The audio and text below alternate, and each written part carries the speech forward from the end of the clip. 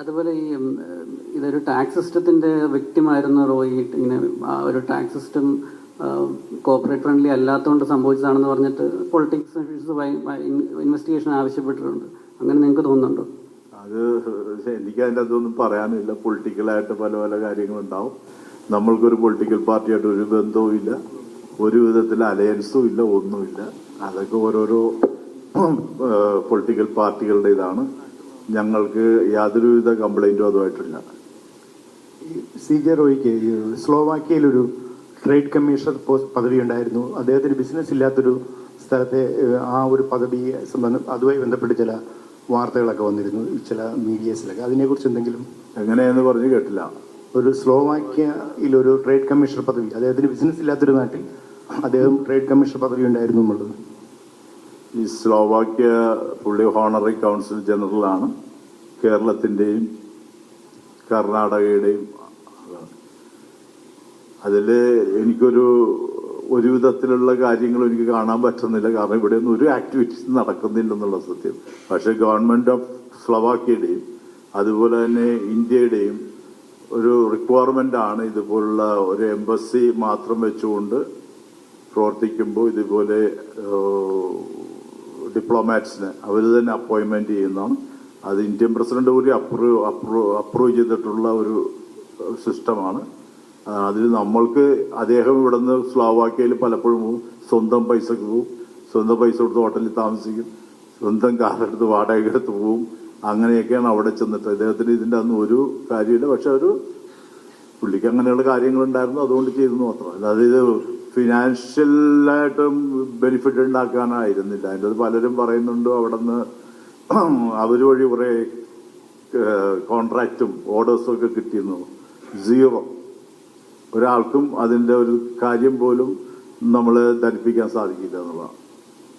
ഹൈക്കോടതിയിലെ ആ പെറ്റീഷൻ റോയ് സാറിൻ്റെ ഒരു ലാസ്റ്റ് റിസോർട്ട് പോലെയാണ് തോന്നിയിരുന്നത്.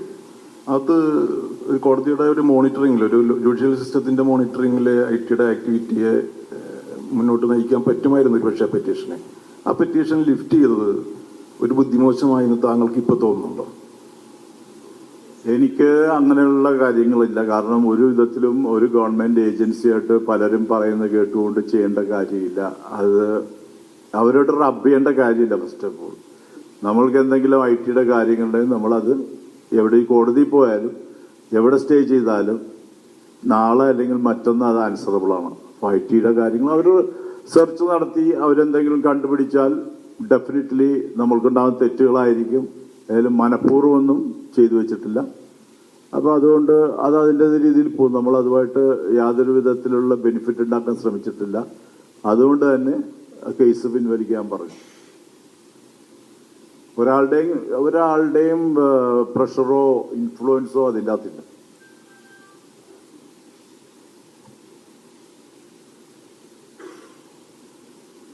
ബേസിക്കലി സാർ ഇവിടെ ഹലോ സാർ, ബേസിക്കലി പറഞ്ഞു വരുന്നത് ഇതിപ്പോൾ IT ഡിപ്പാർട്ട്മെൻറ്റിൻ്റെ നടപടിക്ക് ഈ ഒരു മരണമായിട്ട് ബന്ധമില്ലെന്നാണ് സാർ ബേസിക്കലി ഇംപ്ലൈ ചെയ്തേക്കുന്നത്. IT ഡിപ്പാർട്ട്മെന്റിന്റെ ഇതുമായിട്ട് ബന്ധം ഉണ്ടോ ഇല്ലെന്ന് ഞാനല്ലത് SIT തീരുമാനിക്കുന്നത്.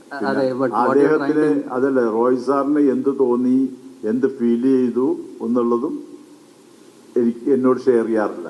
പക്ഷെ എൻ്റെ ഒരു ഓവറോൾ ഇതാണ് ഞാൻ പറയുന്നത്.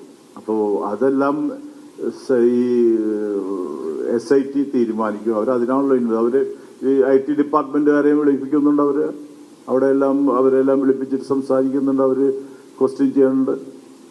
പക്ഷെ വിസിബിളി പുറത്ത് കമ്പനിയുടെ ഒരു രീതിയിൽ വിസിബിളി അങ്ങനെയൊന്നും കാണുന്നില്ല, അങ്ങനെ ഒരു പോസിബിലിറ്റി കാണുന്നില്ല. അത് ഇപ്പോൾ എനിക്ക് അതിനെ കുറിച്ച് ആൻസർ ചെയ്യാൻ പറ്റില്ല. ഞാനതാ പറഞ്ഞത്. അതെല്ലാം കമ്പനിയുടെ എൻ്റെ പെർസ്പെക്റ്റീവിൽ ഇതാണ് എന്നുള്ളത്. അത് അവരൊന്നും അത്ര മോശമായിട്ടൊന്നും ഒരു റീസണബിളായിട്ടായിരുന്നു അവരെല്ലാ കാര്യങ്ങളും ചെയ്തിരുന്നത് എനിക്ക് പറയാൻ പറ്റുള്ളൂ.